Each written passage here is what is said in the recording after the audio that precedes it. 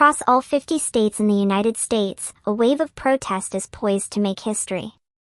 On October 18, 2025, millions of Americans are expected to march under the banner of No Kings, a powerful declaration that in this country, there will be no throne, no crown, no singular ruler. This is more than a demonstration, it's a movement. A movement rooted in the idea that democracy must be defended, and that the power belongs to the people. The roots of this moment go back to June 14, 2025, when over 2,000 locations across the country held No Kings Day protests. Estimates place turnout at somewhere between 4 and 6 million participants. Organizers say that was only the beginning, that October's event will be larger, more coordinated, and more visible. What distinguishes this mobilization is its sheer scale. Over 2,600 gatherings are planned nationwide in all 50 states. From busy city centers to small towns, from Washington, D.C. to Puerto Rico and U.S. territories, the message is the same: No Kings. And at its heart, the movement is rejecting what organizers describe as a drift toward authoritarianism under the administration of President Donald Trump, the second Trump administration. Preparation is serious. The official No Kings website features training sessions on protest safety, legal rights, media strategy, all designed to keep the demonstration large, visible, but non-violent. Participants are encouraged to wear yellow, a shared symbol of unity, resistance, and hope. "We didn't want kings then, and we don't want kings now," reads one slogan. Labor unions are heavily involved. The SEIU, the American Federation of Teachers, AFT, and other major organizations are actively mobilizing members for this nationwide day of action. They frame the protest not just as a political moment, but as a democratic one, protecting rights, worker power, free speech, and local control from what they believe is increasing centralization of power. But opposition is fierce. Republican leaders and some state governors are framing the protests as potential threats to public order. In Texas, Governor Greg Abbott has preemptively deployed the National Guard, Texas Rangers, and other state law enforcement assets in Austin ahead of protests. Critics call the movement a partisan ploy, even labeling it a Hate America rally. From the protest organizers' side, that framing is itself evidence of the very problem they are protesting, the conflation of dissent with disloyalty.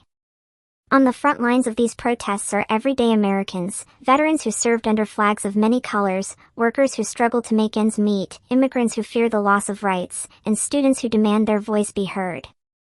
James Phipps, 75, a veteran organizer with the SEIU, sees this as a continuation of the civil rights movement. "You need a voice to have freedom."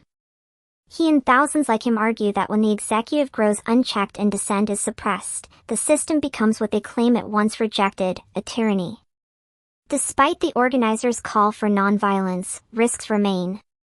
During earlier No Kings events, reports emerged of vehicles striking protesters, confrontations in cities such as Virginia and San Francisco, and even shootings in Minnesota.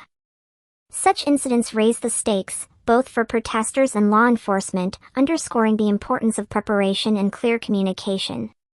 What drives the movement is less about a single policy than a broader philosophical stance: America is not a place for kings.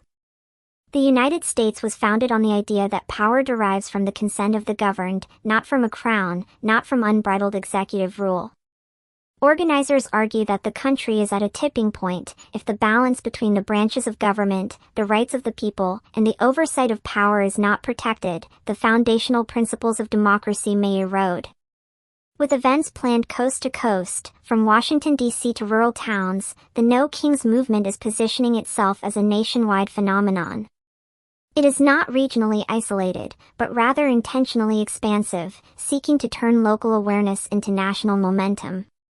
And with more than 200 organizations officially endorsing the effort, the breadth of participation spans civil rights groups, unions, faith organizations, student networks, and local grassroots coalitions.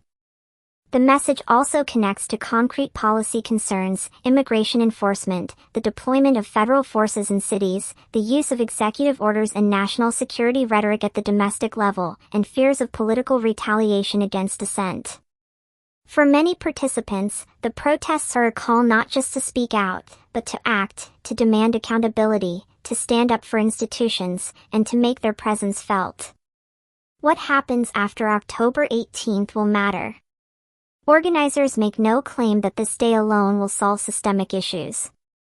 The No Kings website emphasizes, this is not the end of our work. No Kings indeed, the day is as much about building networks, raising awareness, and mobilizing people for sustained engagement as it is about the single moment of protest. If millions show up, and they're expected to, the visual effect will be a reaffirmation of democratic participation. Peaceful, broad-based, and coordinated. It will also send a message to power, that even in an era of polarization and institutional stress, citizens can still gather, organize, and say we hold the crown, not you. In the unfolding story of American democracy, October 18th may mark a chapter where people reclaim the idea that there are no kings in this country. The streets will speak loudly. The question now, will the system listen?